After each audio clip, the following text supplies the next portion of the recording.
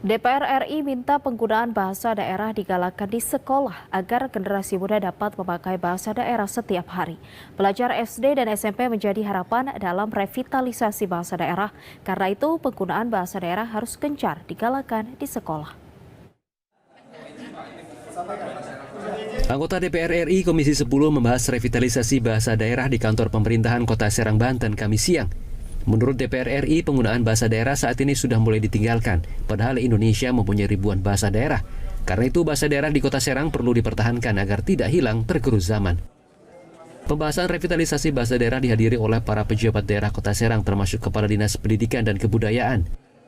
Anggota DPR RI Komisi 10, Johar Arifin Husin menyampaikan bahasa daerah merupakan identitas sehingga harus dipertahankan di semua daerah. Generasi muda harus paham dengan bahasa daerah agar bahasa daerah tidak hilang atau ditinggalkan pada generasi muda. Tentang bagaimana mempertahankan bahasa daerah. Kita punya ribuan bahasa daerah, ini diperhatikan sebagian sudah ada yang hilang, musnah. Ini tidak boleh terjadi. Ini tidak boleh terjadi. Oleh karena itulah kita bergiat agar bahasa daerah digalakkan kembali.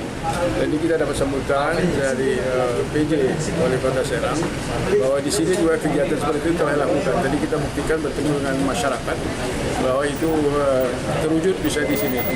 Nah ini kita tidak ingin bahasa-bahasa daerah satu persatu akan hilang. Sementara Kepala Pusat Pembinaan Bahasa Daerah Sastra dan Kementerian Pendidikan dan Kebudayaan Republik Indonesia mengatakan penggunaan bahasa daerah di Indonesia sudah berkurang 38%. Karena itu bahasa daerah harus dipertahankan agar tetap dipakai dalam kegiatan sehari-hari. Dan sastra khususnya daerah yang ada di Provinsi Banten dan Kota Serang salah satu di antaranya terkait dengan revitalisasi bahasa daerah. Dengan sasaran adalah generasi muda usia SD dan SMP. Karena mereka lah inilah nanti harapan kita bertumbuh terjun kepada mereka-mereka itu.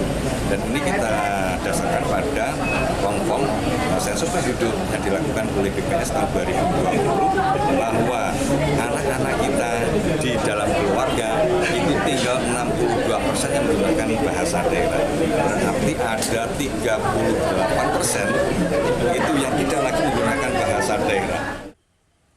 Pelajar SD dan SMP menjadi harapan bagi revitalisasi bahasa daerah. Karena itu penggunaan bahasa daerah harus gencar digalakkan di sekolah. Suhendi, CPM TV, Kota Serang, Banten.